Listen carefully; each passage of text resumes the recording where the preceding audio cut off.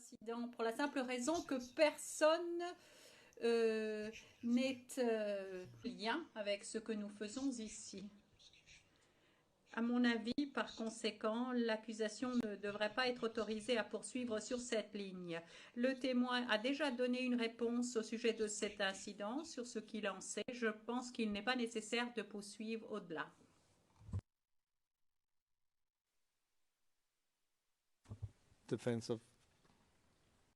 Le président, la défense de M. Blégoudet sur ce point?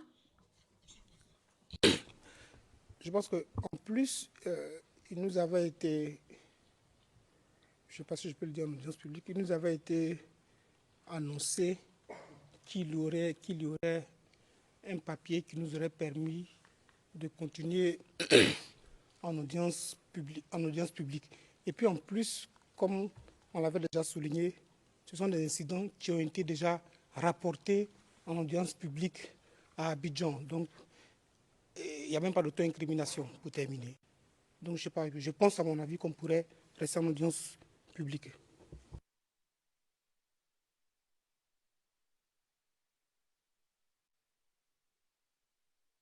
Thank you, Mr. President. I've heard this.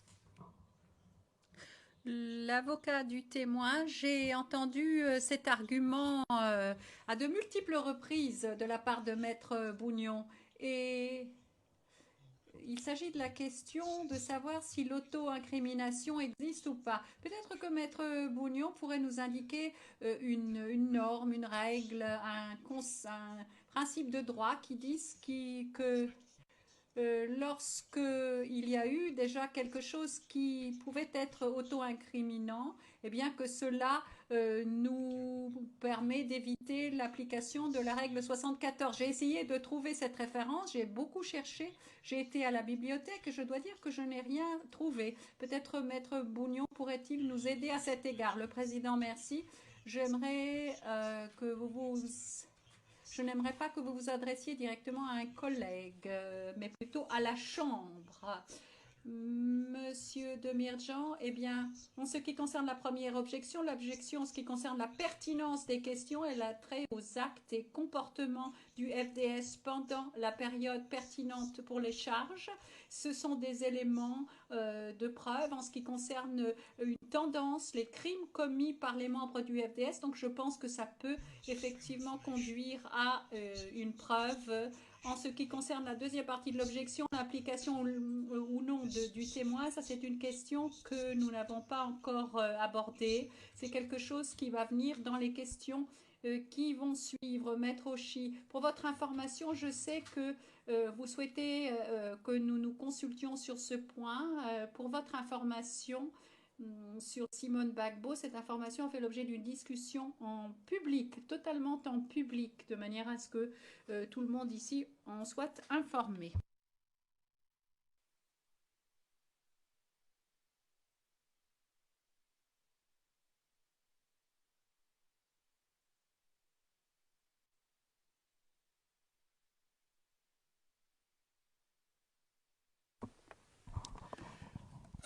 Le Président. Nous allons nous concerter et revenir dans 5 à 10 minutes. Nous levons la séance. We will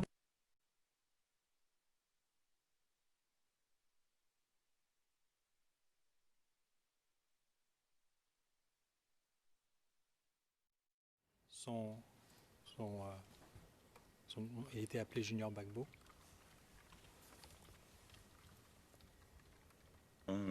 Lui-même, son prénom, c'est Junior. Après Junior Gbagbo, Gbagbo, pourquoi? Parce que il disait qu'il aimait le président Gbagbo plus que nous, les Ivoiriens. Donc, on l'appelait Gbagbo Junior, Junior Gbagbo. Avait-il une relation quelconque avec le président Gbagbo? Non, pas à ma connaissance.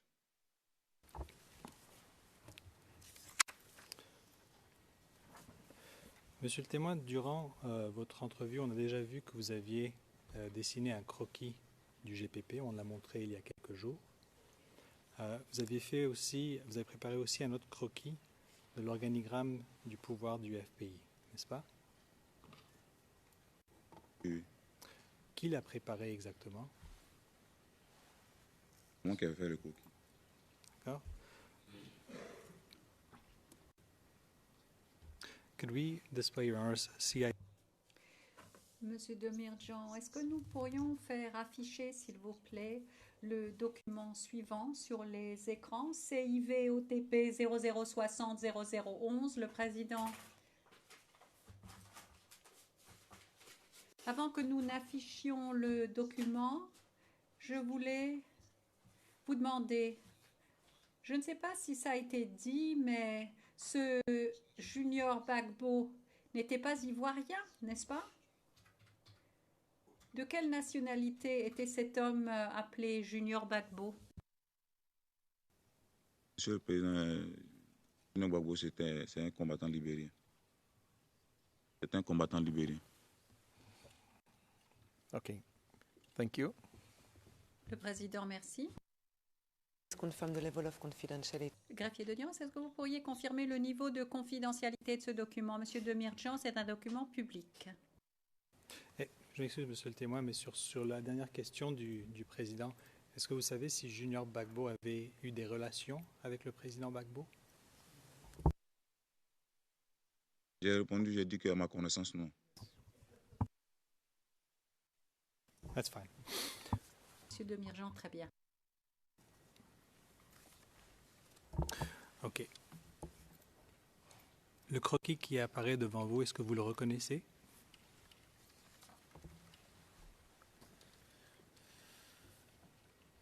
Oui. D'accord. Pouvez-vous nous dire tout d'abord comment est-ce que vous l'avez préparé? Comment est-ce que vous l'avez...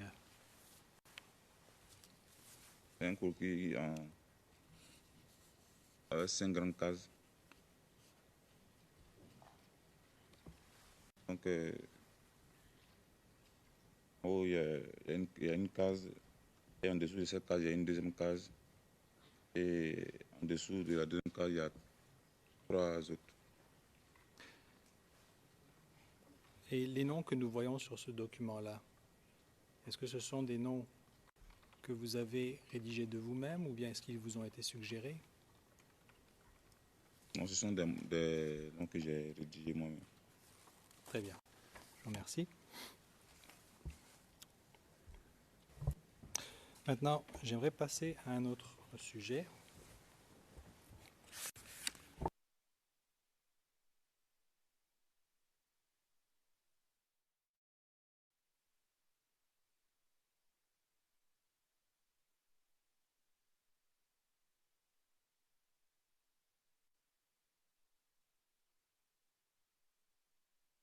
Je m'excuse, monsieur le témoin. Juste une question à propos de ce croquis. Nous voyons au haut du croquis le palais présidentiel et nous voyons plusieurs noms juste à côté. Notons par contre que le nom du président ne fait pas partie de ce croquis. Pouvez-vous nous expliquer pourquoi?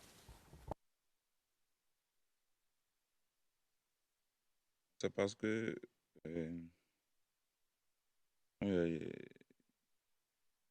les noms des personnes qui ont été... Ce sont les noms des personnes qui, à ma connaissance, ont déjà fait état de ce qu'elles avaient des relations avec la CI patriotique et les mouvements qui sont attachés.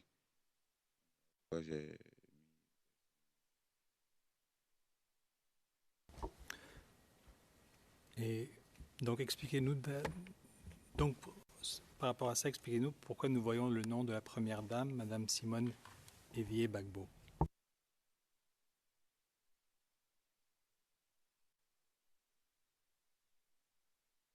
Comme j'ai expliqué que les membres, les leaders de la Galaxie patriotique recevaient les moyens de certaines personnalités, dont la première dame. Et les ministres là aussi, comme Et ces personnes aussi que j'ai citées ont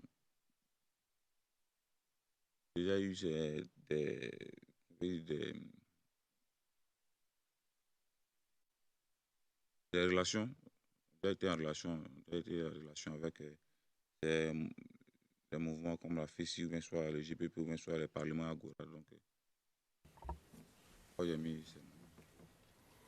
D'accord.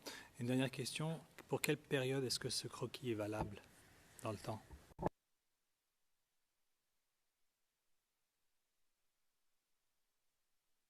Je n'ai pas défini une période en tant que telle, mais comme je dis, c'est déjà à partir de, déjà à partir de 2003, jusqu'à ce que, à la fin de la crise politique de 2011. D'accord. Alors on peut commencer à d'abord, on va s'assurer que le témoin est sur Evidence 2. D'accord.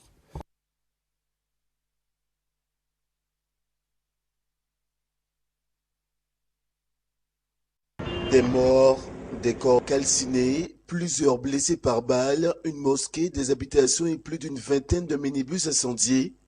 Voici la contre-offensive des jeunes patriotes dans la commune de Yopougon.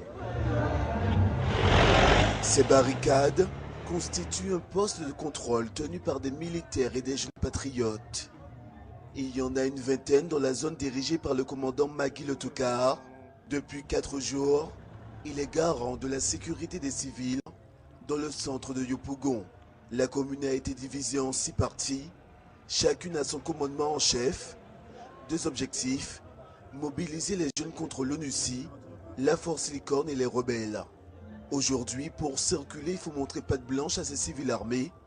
Tous les véhicules sont minutieusement fouillés. Nous avons décidé de nous organiser par groupe, dans les quartiers, par groupe d'autodéfense, avec les moyens que nous avons. Mais là, maintenant, nous sommes prêts. S'ils viennent les armes, nous allons les attaquer avec les armes. S'ils viennent avec les machettes, on va les attaquer avec les machettes.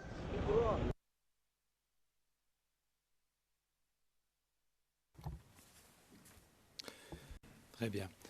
Premièrement, monsieur le témoin, est-ce que vous avez reconnu un petit peu les lieux sur cette vidéo? Je n'ai pas reconnu particulièrement les lieux. C'est que c'était à Yopougon, puisque c'était la zone de...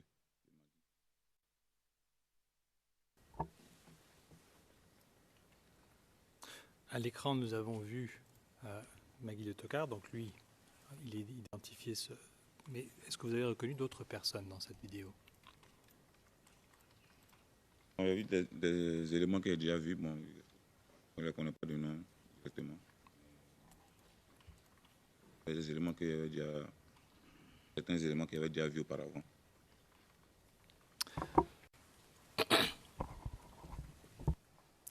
Maître Bougnon. Oui, Monsieur le Président, excusez, mais on n'a pas la date. On n'a pas la date de la vidéo dans les méthodes. On n'a pas la date de la vidéo. Ça n'a pas été fourni par l'accusation. Okay. Mr. Prosecutor, have you... Le président, très bien. Monsieur le procureur, est-ce que vous avez une date pour cet extrait vidéo? Could you... Well, I don't think you could ask the... Je ne crois pas que vous puissiez demander, ou peut-être demander au témoin s'il sait à quelle période ces faits se sont déroulés. Ces faits ont été filmés.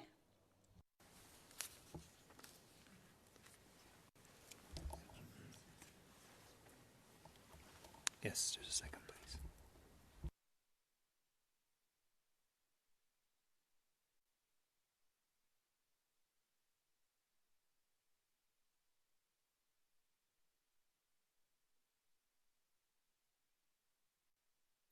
Oui, monsieur le témoin, au vu de ces images, êtes-vous capable de nous donner une période approximative de quand aurait été enregistré ce vidéo?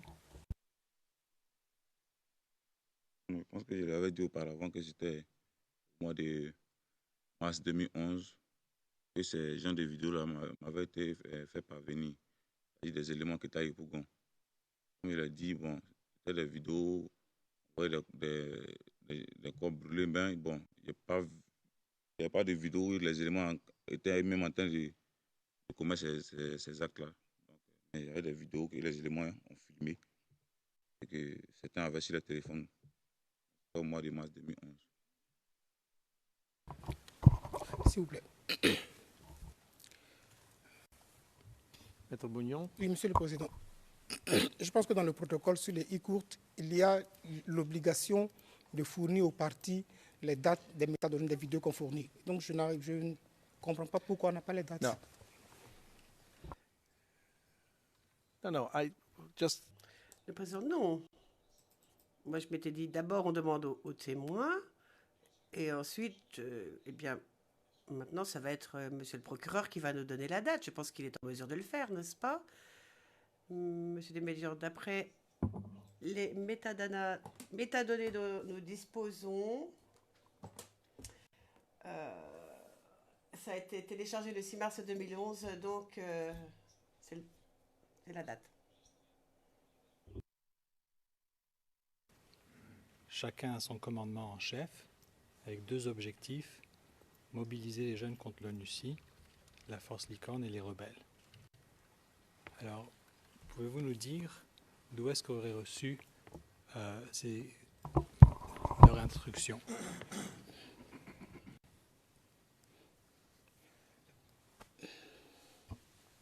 Maître Bougnon.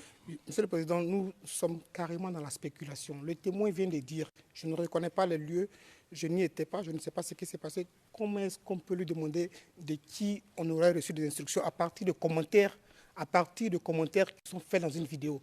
On ne sait pas qui fait les commentaires et on demande aux témoins d'analyser ces commentaires-là. Nous sommes dans la spéculation, Monsieur le Président.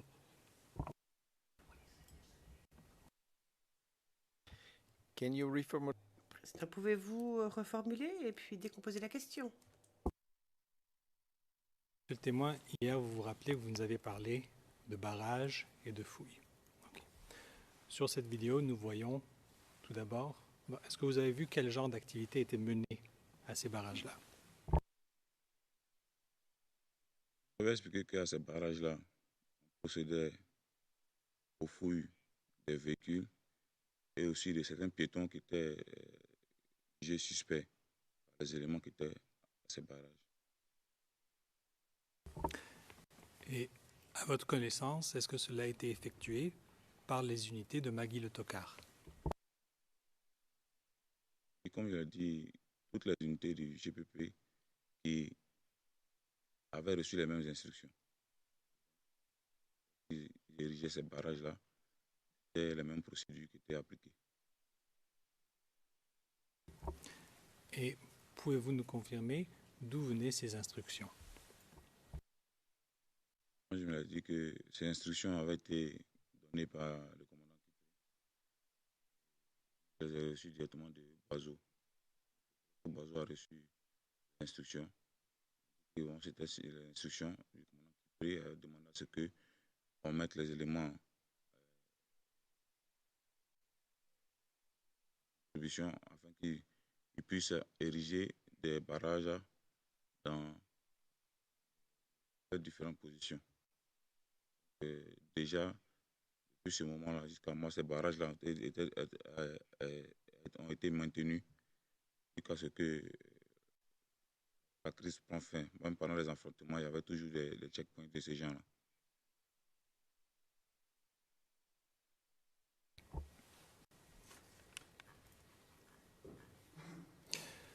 J'aimerais qu'on vous montre un second extrait de cette vidéo qui commence à 1 minute 35, s'il vous plaît. Chaque jour, depuis le déclenchement de la crise post-électorale, c'est ici que le commandant Magui rencontre les jeunes patriotes.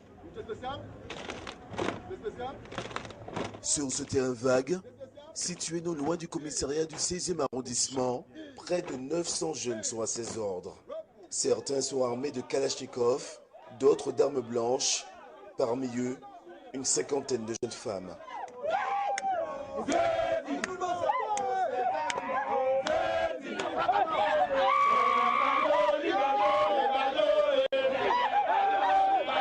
Tous sont prêts à mourir pour défendre leur président Laurent Gbagbo, élu d'après le Conseil constitutionnel. Ils n'ont qu'à aller où ils veulent. Nous, si c'est pour mourir, là, on est prêts. On est prêts. Et s'il le faut, et crions et fort.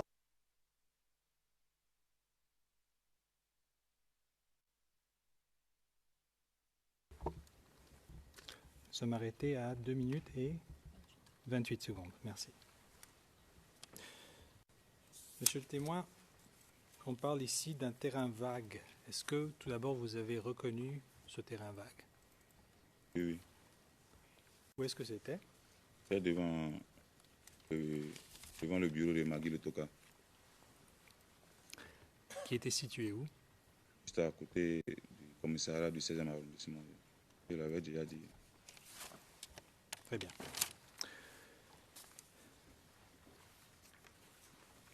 Hier, vous nous avez mentionné, et c'est à la page 41 des transcripts, T89, que vous croyez que c'était en janvier ou en février, donc je commence à la ligne 13, à votre connaissance, il y a eu un rassemblement de la jeunesse, des jeunes patriotes, un rassemblement qui a été convoqué par M. Blégoudet-Charles, et ensuite, après ce rassemblement, il y a eu un message où il a demandé à ce que les jeunes bloquent les Français et conduisent les soldats français et l'ONUCI, qui avait une mission officieuse d'armer les jeunes du RHDP et d'aider les rebelles à venir à prendre le pouvoir. Donc, tout d'abord, je voudrais vous demander, est-ce que c'était le seul appel ou bien est-ce qu'il y a eu d'autres appels à faire barrage aux soldats français et à l'ONUCI, spécifiquement par M. Charles Blégoudet? Je ne sais pas si c'était le seul appel. D'abord, comme je l'ai dit, bon, moi, je n'assistais pas au rassemblement, le rassemblement des politiques. Là, moi, je n'y participais pas. Et, bon, comme je l'ai dit, je ne prenais souvent pas à certaines missions. Donc, je ne sais pas qui je pouvais croiser dans des rassemblements. J'évitais, la plupart du temps, c'était filmé. Tout ça là, donc j'évitais. Bon, la télévision aussi, bon, pas le temps aussi pour aller à la télévision. Je ne vais pas vous dire alors si c'était la seule fois ou s'il y avait plusieurs.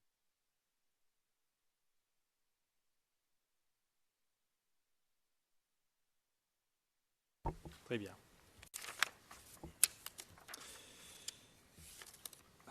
Your Honors, could we please... Monsieur Desmédigens, pourrions-nous s'il vous plaît passer à huis clos partiel? Parce que ma prochaine question pourrait éventuellement incriminer le témoin, le président. Très bien. Huis clos partiel, s'il vous plaît. We're back in open. La greffière d'audience, nous sommes en audience publique. Monsieur le président, très bien. Monsieur Desmédigens, c'est à vous. Monsieur Desmédigens, merci. Monsieur le témoin, êtes-vous au courant d'une opération menée par Magui Le Tocard à Port-Bouët 2?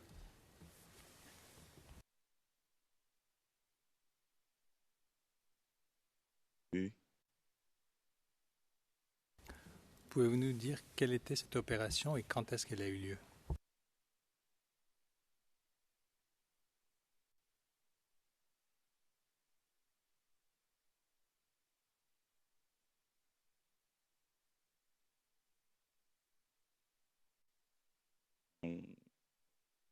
L'opération la plus notable, parce que la zone de Port-Bouët de GESCO, bon, Magui a mené plusieurs opérations là-bas. C'est que les éléments aussi du camp. L'opération notable, c'est celle où il y a eu des tirs de RPG dans le quartier.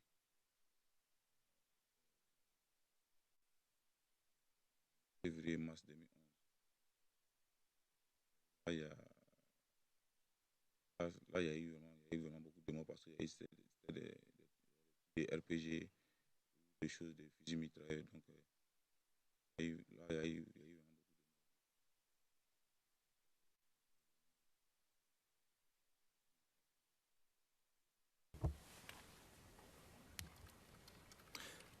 cet incident où il y a eu des tirs de RPG,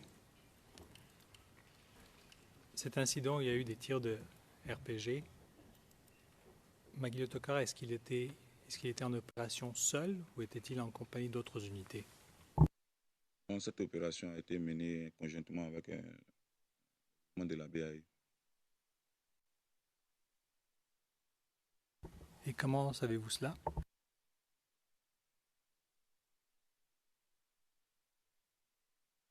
J'ai joint Magui d'abord, puis il y avait des opérations. Dans la mesure du possible, en tout cas, même si je n'étais pas informé, au moins mémoire a été informé. Il y en avait une flotte, on pourrait se transmettre des informations. Et on m'a expliqué qu'ils avaient fait une descente avec le commandant Loba. Et pour vous deux. Vous avez dit qu'il y a eu beaucoup de morts. Alors, tout d'abord, vous avez dit qu'il y avait des tirs de RPG. Sur qui est-ce qu'ils tiraient? Est-ce que vous avez appris cela? D'abord, il y avait d'abord les populations de ce quartier-là qui étaient en majorité. Un quartier en tout cas qui est en majorité en tout cas habité par les Maliens, les Burkinabés ou bien soit les habitants du Nord. C'est un quartier de Yopougon comme Obo 2, ou Mossikoro par exemple. C'était les quartiers en tout cas qu'on avait déjà ciblés, qui étaient comme les quartiers vraiment majorité habités par les partisans du RHDP. C'est une liste de points sensibles, à assurer. Donc, le quartier Pauvre 2, lorsque ils sont arrivés là-bas, il y avait d'abord une émeute. Parce que, bon, d'abord, la BAE, la brigade anti-émeute. Lorsqu'il y a une insurrection de la population civile, par exemple, la BAE intervenait.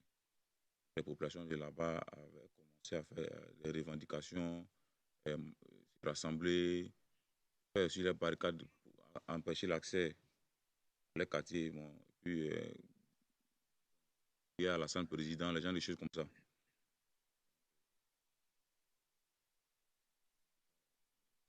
C'est à ça que il y a les éléments de Loba avant. Je pense qu'il y a eu une certaine résistance de la population qui les empêcher de rentrer dans le quartier. Ils ont les armes. Il faut dire que d'abord, dans la conversation que j'ai eue avec Magui, d'abord avant ça même, j'avais déjà fait des opérations avant même au niveau d'Abobo, avec même les mêmes éléments de la BAE. Parce qu'à Bobo, il y avait un blindé de la BAE qui avait été brûlé en décembre 2010. Déjà, les éléments de la BAE déjà, est-ce qu'on parlait déjà même au moment des marches des RHDP, déjà même, c'était déjà un certain état d'esprit. Et nos éléments aussi, bon, vraiment. En tout cas, on avait la particularité d'avoir demandé des répressions très violentes. Surtout, en tout cas, les éléments de Magui. Et je veux être absolument clair ici parce que vous avez parlé qu'il y avait la population donc à Port-Bouët qui s'était rassemblée et vous avez dit que Magui et les éléments de colonel Loba ont voulu rentrer, ils ont été empêchés. Et là vous dites que c'est suite à cela qu'ils ont usé les armes. Alors je veux être absolument clair, ils ont usé les armes sur qui? Sur les manifestants.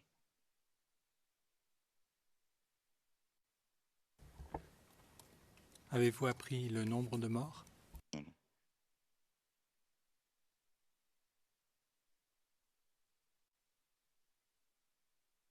Très bien.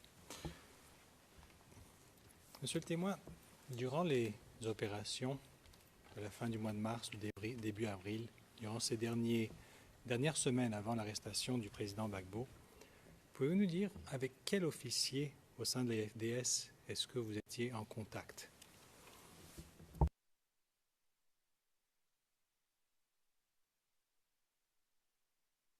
Les officiers au sein du FDS avec lesquels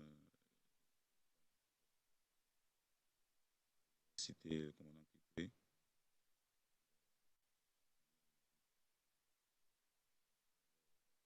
c'est du le capitaine Zoloa, M. Cosbemo, le commissaire Kabila, le commissaire du 11e arrondissement,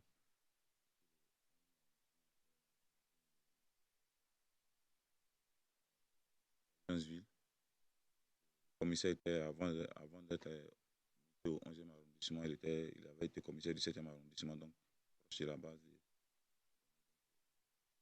Il connaissait quand même et lorsque nous avons les éléments pu sécuriser Villeneuve-Ville, lui, il avait repris le travail. Donc, en contact.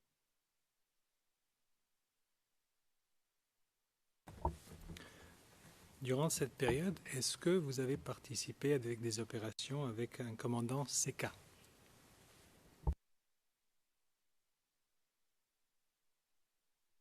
Puis, on a appuyé le commandant CK un combat armé au niveau du 22e arrondissement. Du 22e arrondissement. C'était début avril 2011.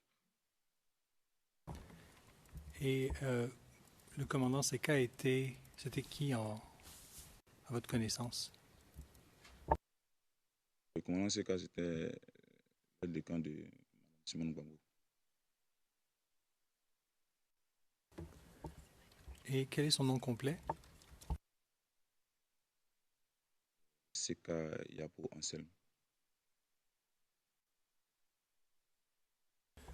En tant qu'aide de camp de la première dame, Mme Simone Gbagbo, avait-il des éléments à sa disposition?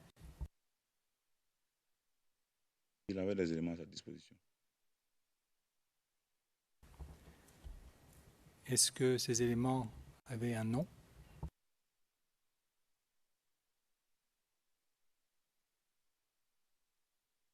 Alors, le commandant CK, c'est un gendarme, c'est un officier supérieur de la gendarmerie. Il avait des éléments qui sont à lui. Les éléments sont des gendarmes. C'est pas maintenant. La question, c'est pas. Donc ces éléments, est-ce qu'ils faisaient partie d'une unité qui avait un certain chiffre ou un nom quelconque?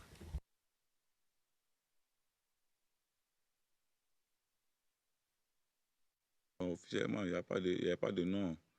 Mais officieusement, c'est que, bon, on appelait. Officieusement, il commandait certaines opérations, des gens de l'opération dans les enlèvements, par exemple, les éliminations physiques et les assassinats. Donc, bon, le nom là, c'est pas d'où c'est venu, mais dans la presse, quand les gens parlaient de ces gens d'assassinats ou d'enlèvement, on ne retrouvait pas les personnes, ou bien soit de maintenant élucidées, ou des personnes armées, des personnes enterrées, bien soit des personnes armées venaient chercher, enlever des personnes à leur domicile, bien soit dans certains lieux, et qu'on les retrouvait morts, bien soit qu'on ne retrouvait plus les corps. Bon, la presse, en tout cas, appelait ces gens d'opérations-là, les opérations de l'escadron de la mort. Mis à part la presse, vous, personnellement, est-ce que vous avez connaissance de certaines opérations comme celle que vous venez de nous mentionner, d'enlèvement ou d'élimination physique, qui implique ces officiers sous le commandant Seka.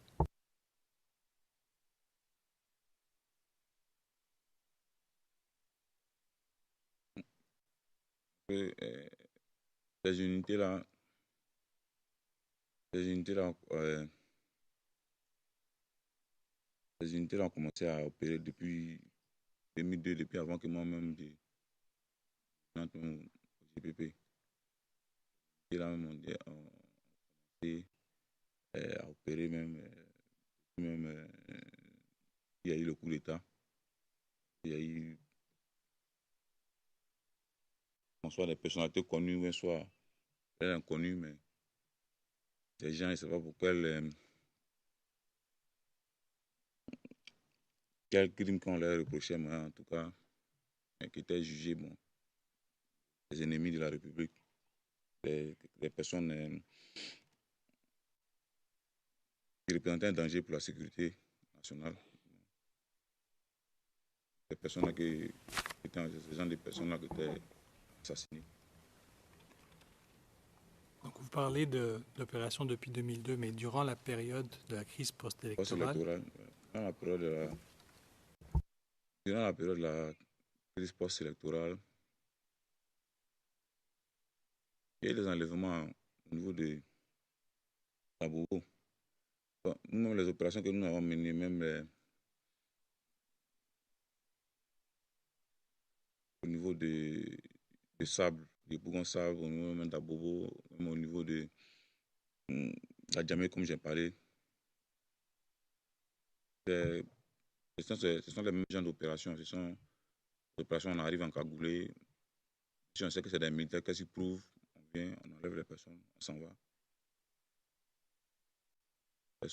Personne, quand on finit, on quitte là. On n'en parle pas, personne ne sait comment ça s'est passé. Peut-être les parents vont dire, bon, j'ai perdu mon parent dans telle circonstance, les genoux vont en parler, bon. Mais ça arrêtait là. La presse, quand la presse en parlait, il disait que bon, c'était les escadrons de la mort. On a dit, nous, on avait nos missions qu'on menait, mais nous n'étions pas les seuls. Et donc, encore une fois, mis à part la presse, est-ce que dans votre réseau, est-ce que ces informations ont été confirmées? Oui, puisque nous moi personnellement, puisque souvent, j'ai participé à ces genres d'opérations. C'était confirmé.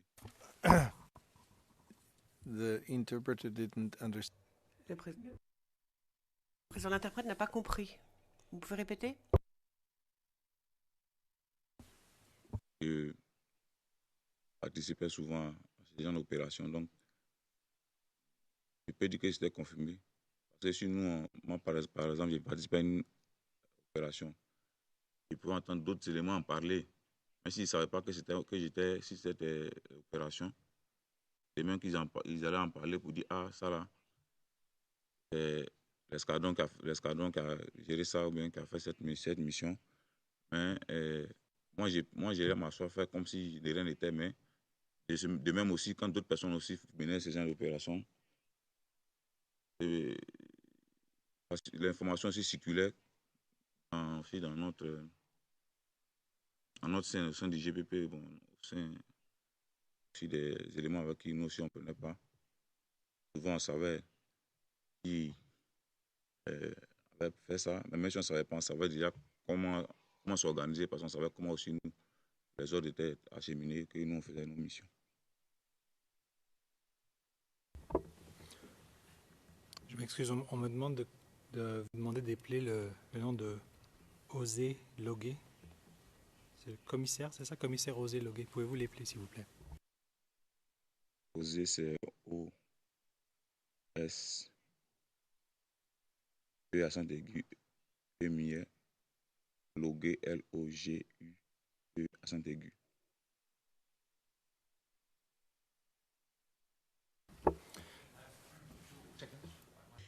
L'avocat du témoin, est-ce que je peux avoir 2 secondes avec le témoin, s'il vous plaît?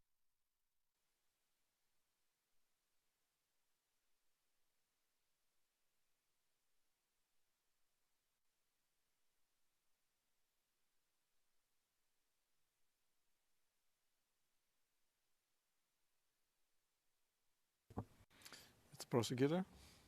Le président, monsieur le procureur. Et moi, est-ce que durant la période du mois de décembre à avril décembre 2010 à avril 2011, vous avez aussi eu des contacts avec le général Dogbo Blé?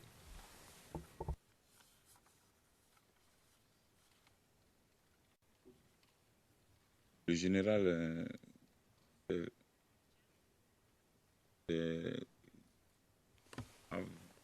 oui, on a eu contact avec le général. C'était pas une réunion, hein. C'était pas une réunion.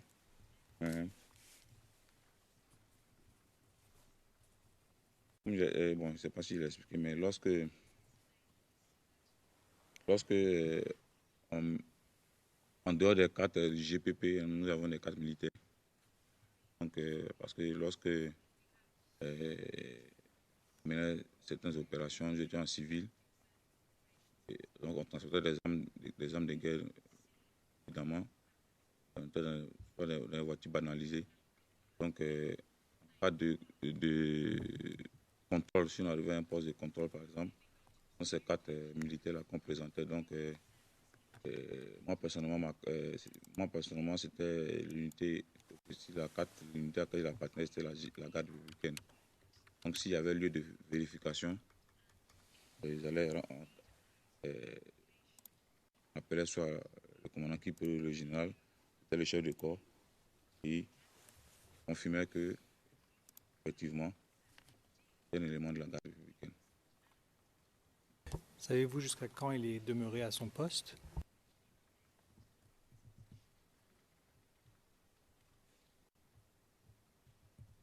Je pense que le général, il était à son poste, il a demeuré à son poste jusqu'à la fin de la crise. D'accord. Pouvez-vous nous dire, monsieur le témoin, si vous savez jusqu'à quand Charles Blé Goudet est demeuré à Abidjan durant cette période après les élections?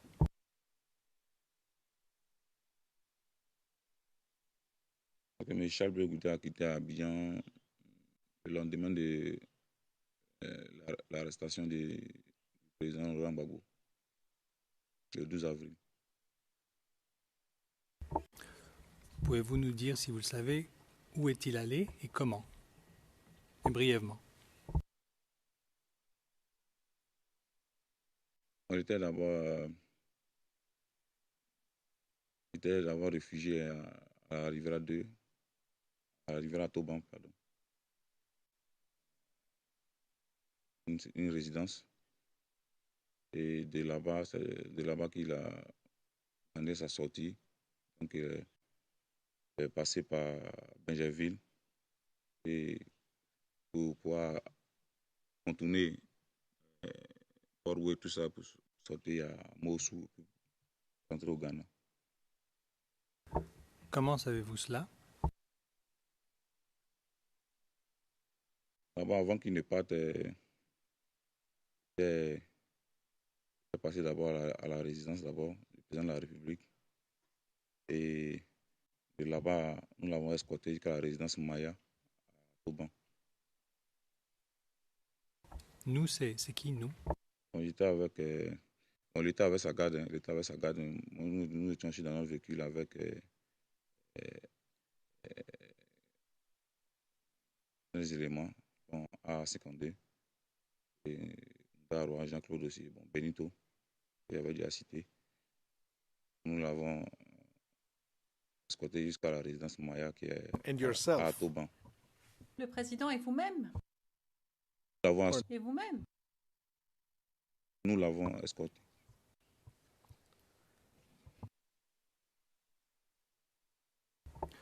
Ok. Et savez-vous comment est-il rentré au Ghana?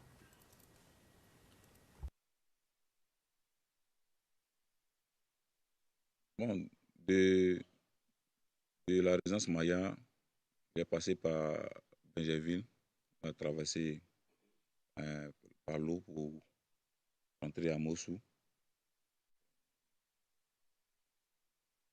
Ça, je ne sais pas si c'est vérifié, mais l'information que, lorsqu'on était en exil, l'information qu'on a reçue, c'est qu'au niveau de là-bas, il avait reçu l'aide de l'ancien président de la Fédération ivoirienne de football, s'appelle là, monsieur.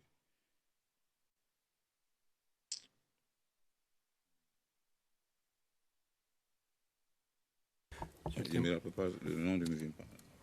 Peut-être juste un instant. Vous, vos éléments du GPP, jusqu'à où est-ce que vous l'avez accompagné? Moi, j'ai participé au convoi lorsqu'on l'envoie à la résidence Maya. Et lorsqu'il devait sortir, moi, je n'étais pas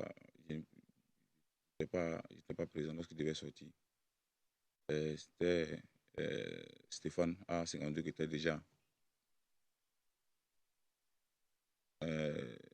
dans la zone là-bas, de la Rivera, qui participait. Donc, c'est lui qui m'a expliqué comment est-ce que il l'a escorté de là-bas jusqu'à Benjerville, où il a rejoint Mossou pour pouvoir rentrer au Ghana. Est-ce que vos éléments ont été payés pour cette opération?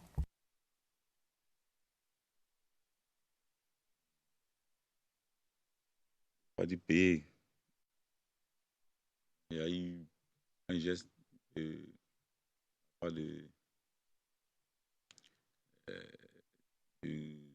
pas de quoi de Chables Goudé, Jean Blédé, qui a mis l'argent à chose 52.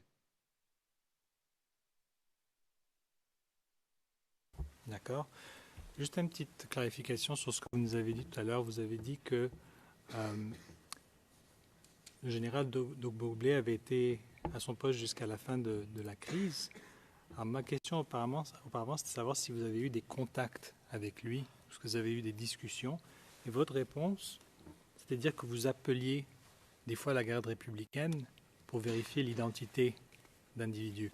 Alors, juste pour être clair, est-ce qu'avec lui, vous avez eu des échanges? Je n'ai pas dit que j'ai appelé pour vérifier l'identité d'individus. J'ai dit que lorsque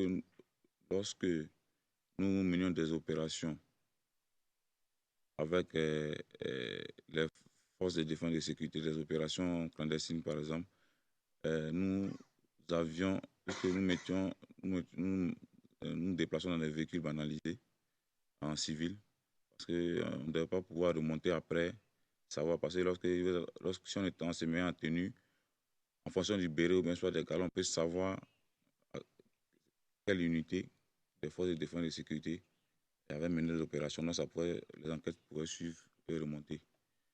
Donc, quand on est en civil, quel que soit le corps auquel tu appartiens, même que ce soit au GPP, lorsqu'on arrête des éléments qu'on veut vérifier leur identité, on peut forcément se référer au commandant ou au chef de corps. Donc, dans le cas où cela se ferait, puisque moi, si le joker militaire que j'avais, c'était marqué que l'unité, au niveau de l'unité, c'était garde républicaine. S'il y avait lieu à un barrage, l'élément du chef de poste peut vérifier. Alors il appelait et confirmait que non, cet élément-là, effectivement, c'est un élément de la garde républicaine. Et nous, on continuait.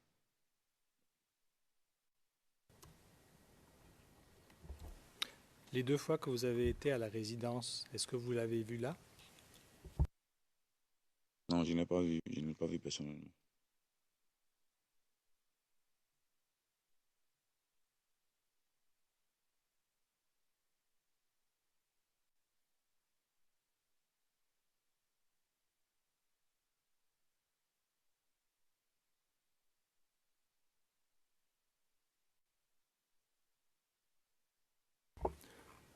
Vous avez mentionné l'ancien président de la Fédération de football.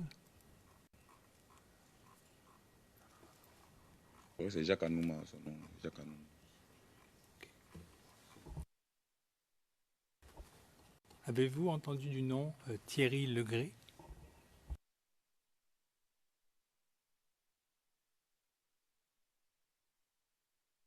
Oui. De qui s'agit-il?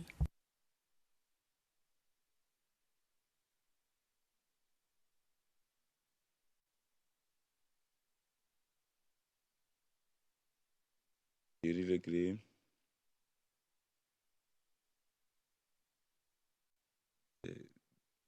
Délégré, c'est pas lequel est Thierry. Hein, bon. Moi, j'ai entendu parler de Délégré en tout cas, mais c'est pas lequel est Thierry. Mais bon.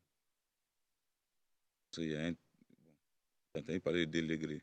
Thierry, il y a un Legré qui était dans la galaxie patriotique, mais il y a un autre aussi Legré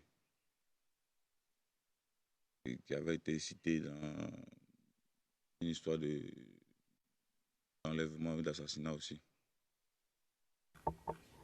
Je ne sais pas duquel il s'agit. Your Honors, I see the time. Just to... Je vois l'heure. J'en aurai encore pour 5 minutes à peu près après la pause pour terminer. Le président, si c'est 5 minutes, s'il s'agit de 5 minutes, on pourrait poursuivre si c'est vraiment 5 minutes. Monsieur Demirjian, je préférerais bénéficier de la pause pour vérifier que je ne me répète pas. Le président, donc, ce n'est pas 10 minutes, c'est bien ce que je pensais. Maître Bougnon. En fait, si l'accusation continue un peu plus longtemps après la pause, je vous suggérerais d'ajourner parce que je ne pourrais pas commencer après 30-45 minutes pour arrêter, pour pouvoir continuer. Ça sera contre-productif pour ce que j'ai envie de faire. C'était juste une suggestion. Soit c'est 5 minutes vraiment. Si c'est après 5 minutes, on pourra commencer, mais si ça dépasse une demi-heure, parce que 5 minutes, on sait tout ce que ça veut dire ici, on ne peut pas interroger en 5 minutes. Et donc, si on dépasse une demi-heure, on sera obligé d'ajourner pour que je puisse commencer. You wouldn't believe it, but Le président. Vous n'allez pas le croire, mais j'avais vraiment prévu cela.